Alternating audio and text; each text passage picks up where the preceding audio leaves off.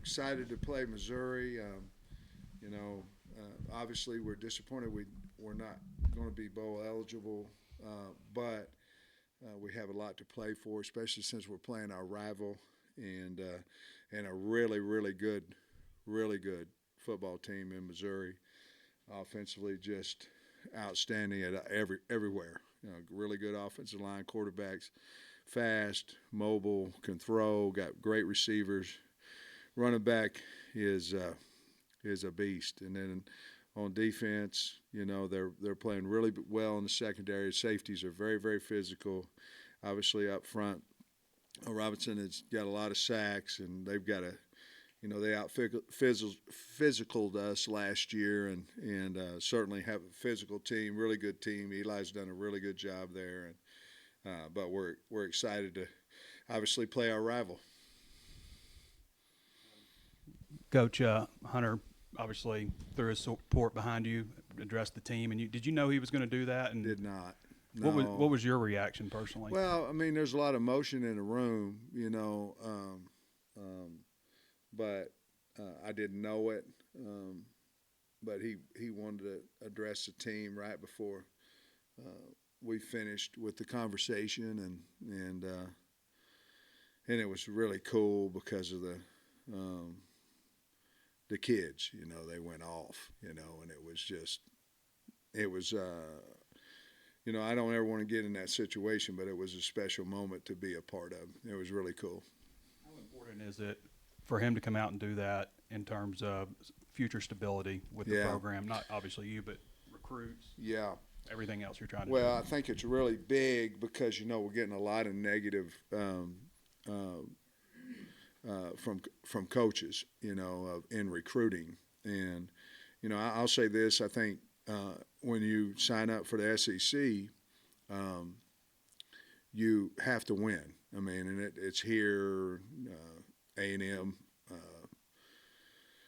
Mississippi State, wherever, Alabama, wherever, you got to win. And if you don't, there's opportunities for you to be unemployed. That's just how it is, and that's what we sign up for. So I look at this as an opportunity for us to change our team, keep the ones, that are good players for us and good kids, and change our team, give us a chance to do that. And I think financially we're going to have the money from the NIL to do that. And I think when all that happens, I think we can field a really good football team. And I'm excited about, obviously, Saturday, but I'm really excited about the future. Coach, I was looking, saw Coach Drinkwitz. Friday, excuse me, sorry. You're good. Coach Drinkwitz said earlier, kind of along the lines of what you just said, and he said that Arkansas, what Hunter put out saying he's bringing you back was the absolute right decision. I was just curious what you think about that and your relationship with Coach Drinkwitz. Well, he's a good man, and the thing with Drink is you look at it, and you look at came in, had a nice season that first year, all SEC season. And then last year he was close, 2 years ago, close, this, that, and the other. And next year, close and all that kind of stuff, and finished, 6-6. And then this year they have as good a team as we have in SEC. And, they stayed, and I'm not saying we're going to fire. I'm not saying that. They stayed with him, and he's got a lot of seniors on his team, and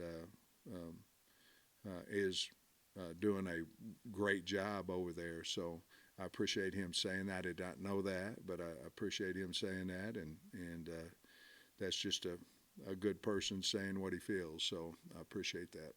And then you kind of said there that you think you'll have the NIL funding that you need. I guess, was there something that changed between last week and this week that made you feel that way? No, well, yes, but I don't want to talk about it, right now. But I kind of blew that, didn't I? But I forget what the question was. The answer was no, I think. I was just asking, what changed last week? I just feel good about it. Okay. And I'll leave it at that for right now. We all know what you inherited here, and you had to build Yeah. fast.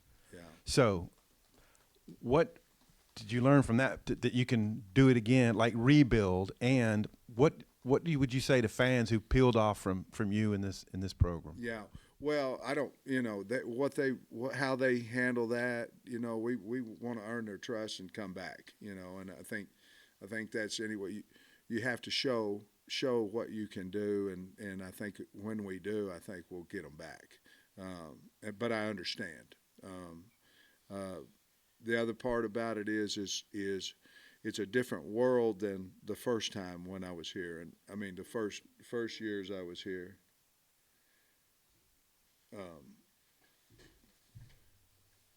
A different world than the first time I was here because you did it through the portal, through transfers, senior transfers, and all that kind of stuff. Now you're doing it through recruiting, NIL. It's just things have changed. I actually think it's easier to change a program now than when we first came in. Felipe Franks was here Saturday, and to me, he was that key guy that we needed that first year, both publicly, hey, Felipe Franks wants to come, and then obviously on the field, and so I think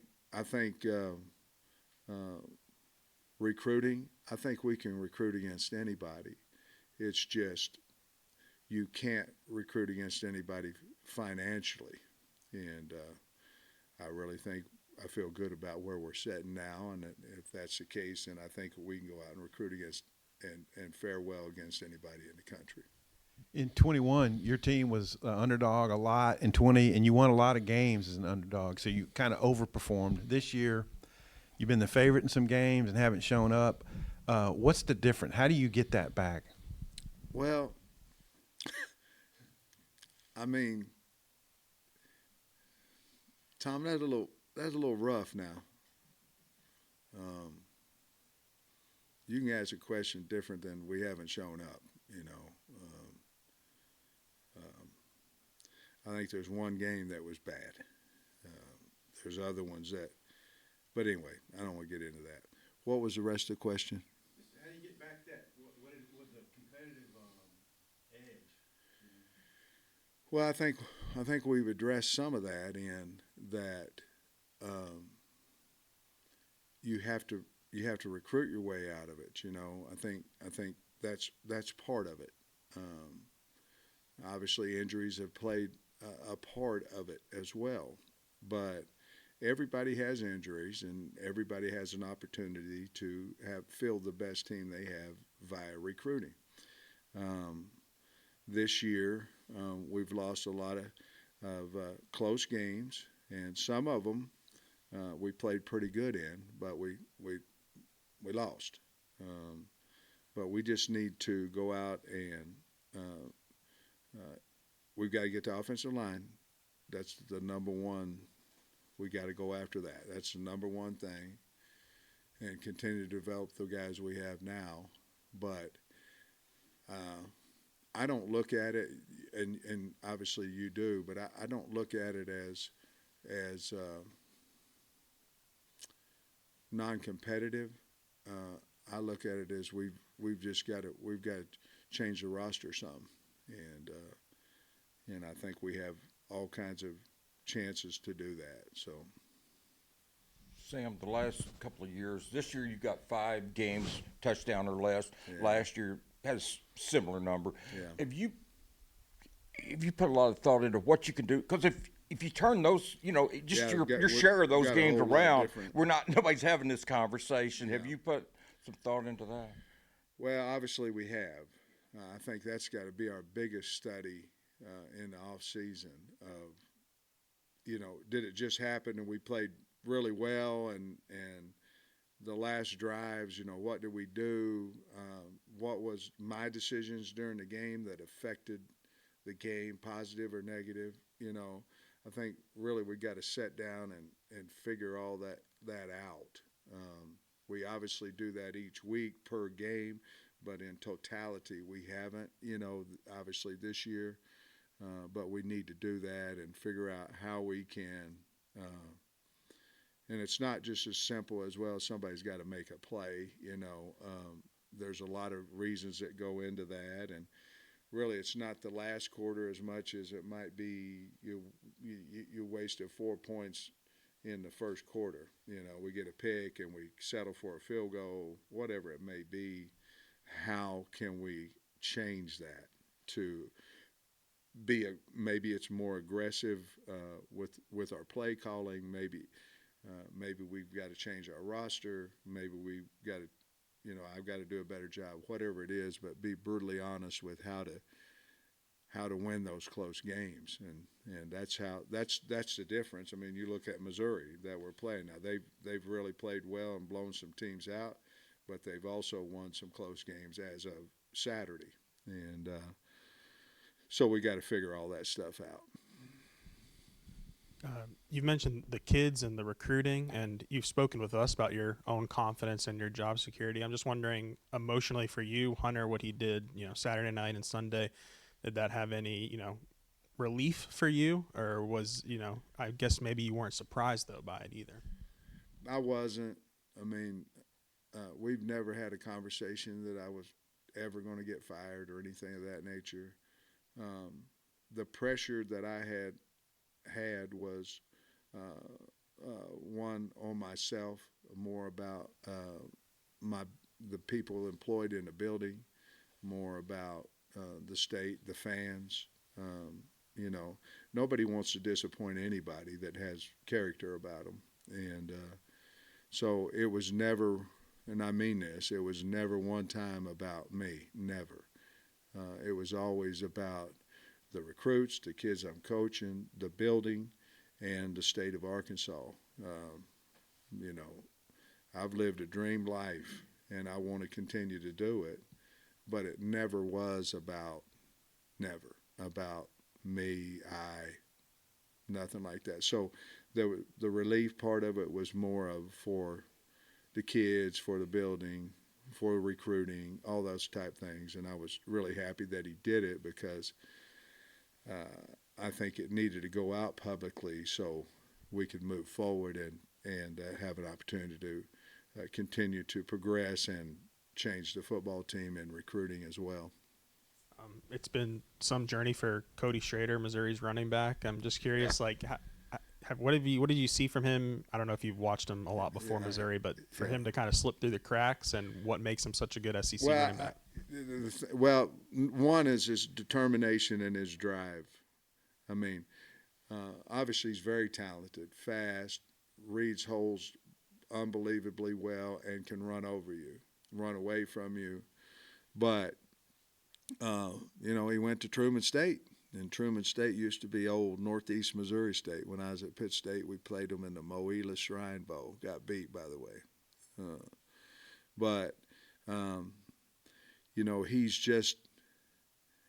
He fits, in my opinion, he fits Missouri well. He would fit into our place, tough physical programs, things of that nature. But what he's done has earned everything. He's every accolade, and he's over 1,200 yards rushing right now. That obviously you got to have a really good offensive line and wideouts blocking on the edge and stuff to get that as well.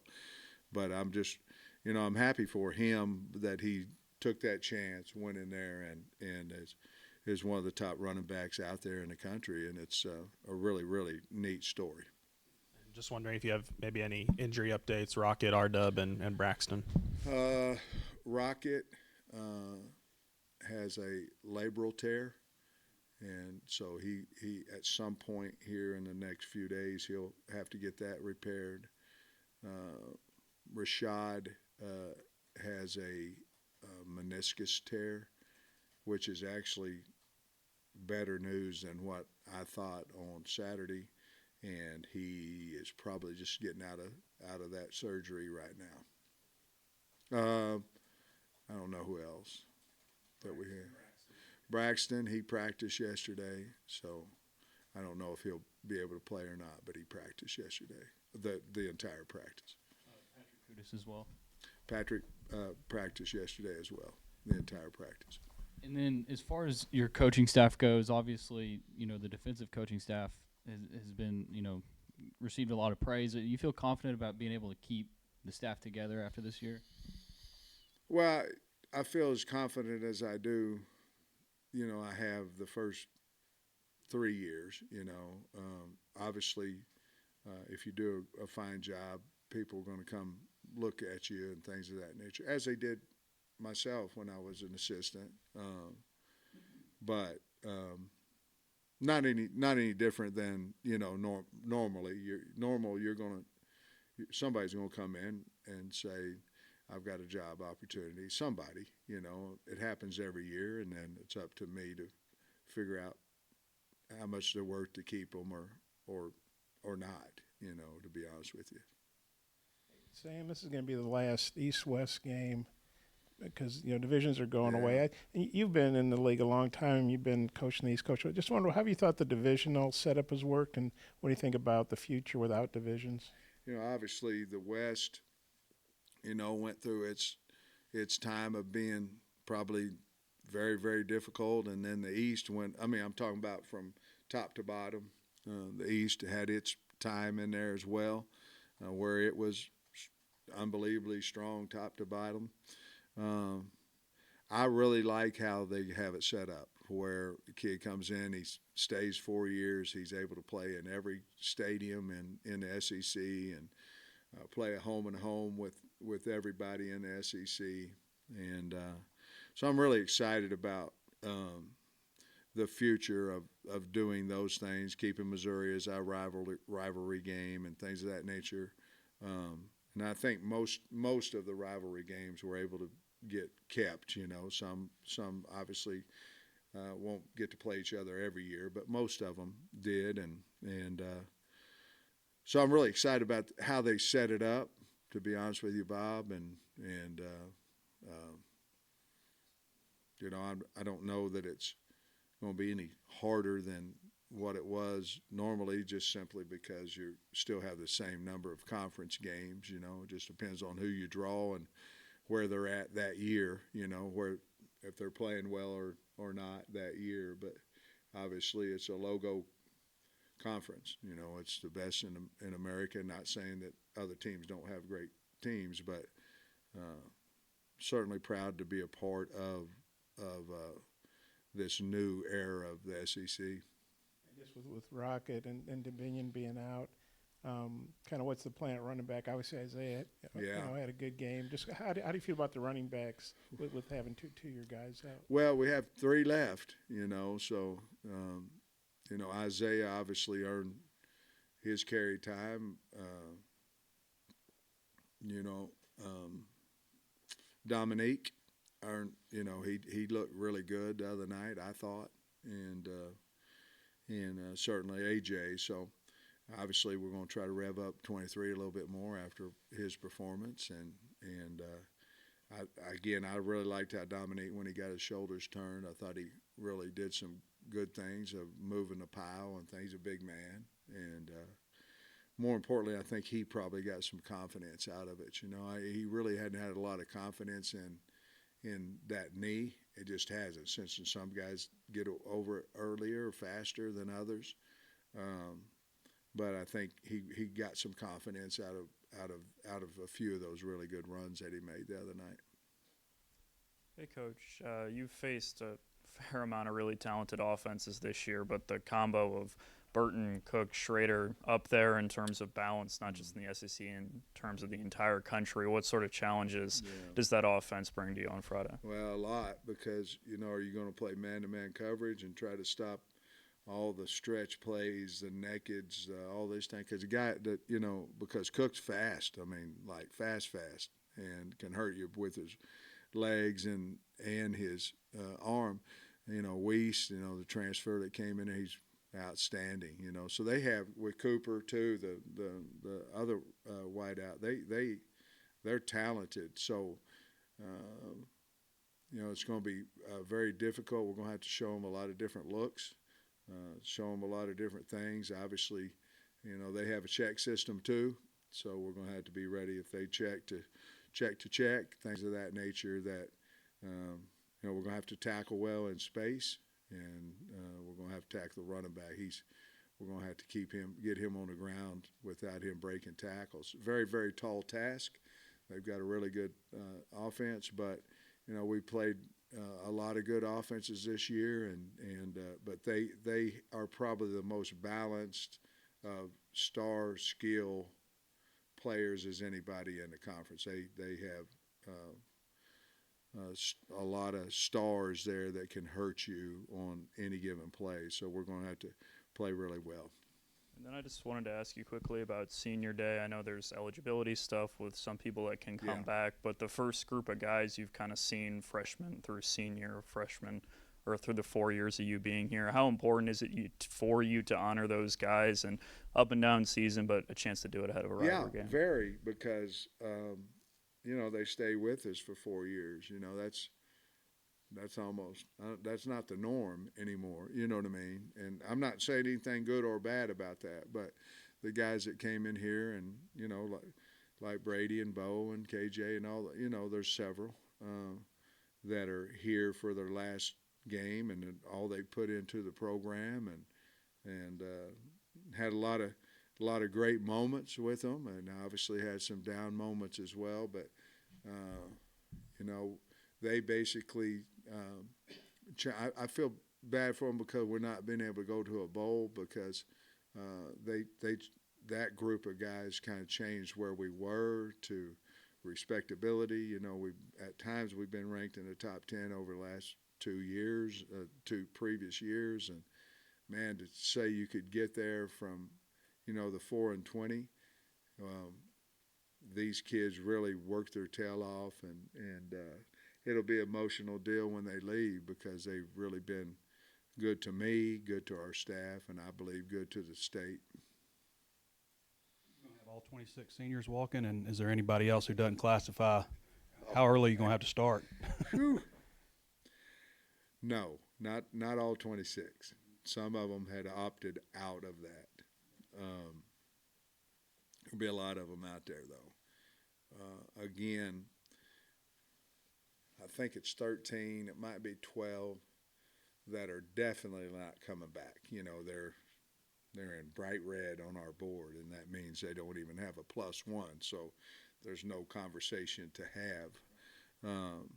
So we know those will be out there, and then guys like Hudson Clark, he'll be out there, like that. But he has a +1, and Brady and Bo and all those guys, they have a +1, and we'll try to figure all that out on Monday, Tuesday, Wednesday, Thursday of the next week. It's obviously a dead period, so you have time to bring them in, talk to them, and see what they want to do with their future. But they'll be out there as well. KJ, he'll be out there, and he has a +1 too. So, who knows what's going to happen with all that stuff. But we're definitely going to have an opportunity to talk to them, but they'll be out there as well. Any underclassmen who's graduated maybe? I think the only, there are some guys I want to talk to, to get them back. But I don't think we have anybody. No, I don't think you'll be surprised with somebody out there that you go, man, that's a surprise. I don't believe that will happen. The list is finished. Okay, perfect. They came out just a little bit ago.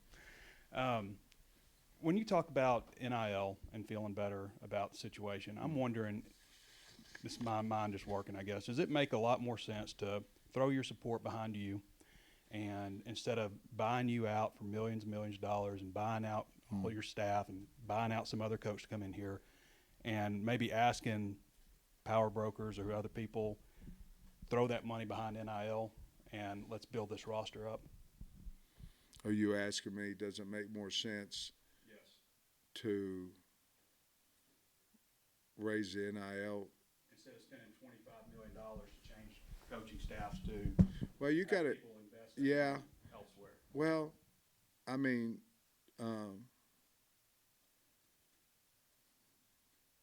obviously,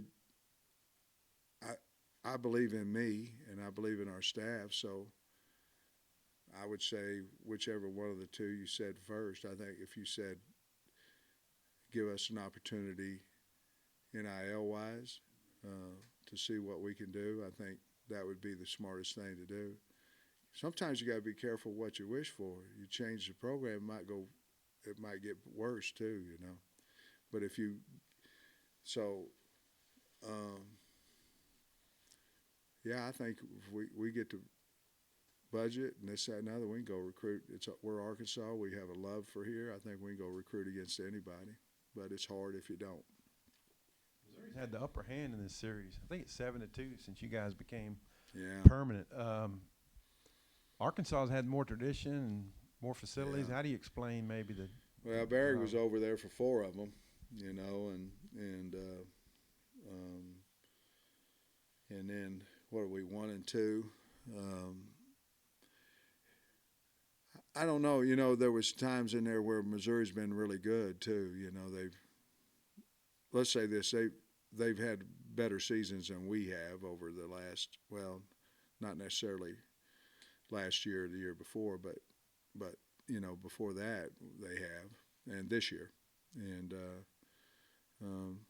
but most time it's a really close game, and we haven't come out on top. Obviously, if it's 7-2, I didn't know that, but thinking about it, it has to be not very good because Barry and them beat us 4 times in a row, I think. You've talked about Brady Cook being fast. What is it that's maybe got him is playing as well as he Playing has? with confidence. What they do is exactly what he does well. He can throw it out of the pocket, but they move him a lot, play action. But their entire team's just playing with a tremendous amount of confidence, which they should. I mean, they're 9-2 and ranked in the top 10 in the country, but you can see him just growing each and every week. I remember seeing a press conference from Eli, and he's talking about how, you know, Missouri booed him, you know, during the game, and he was upset about it, you know, and talked about it. But from that time on, he's been, and he was probably good that game too, but he's a really good player. A lot of people like to have him. 2 more, Grant, and we'll go to that. I can remember when Coach Drinkwitz was an assistant at Springdale High School not Yeah. all that long ago, and he's had this success. What is it about him, do you think, that's allowed him and them to be this successful? Well, I think he's a really good play caller. I mean, I think he's really good at organization and those things, and this year's been a wonderful year for him, and I just think he's really done a good job of getting his roster like he wants it. So. Coach, you've kind of mentioned the future a couple times throughout this press conference. Obviously, your job situation has been resolved, and you've mentioned how that's going to help your recruiting. How do you view this game in importance of sort of building momentum off of that for the program moving forward? That's a good question. I think it's important. You know, I don't think it's. I don't know that it's going to hurt us in recruiting if we happen to not win, but I know it could really, really help us and get a spark in everything, and that's the plan. I mean, we're going out obviously to play really well, but I think it could certainly. You know, we haven't beat a ranked team opponent this year, and we have the previous, I guess, all 3 of the other years, but that would be our opportunity to do that.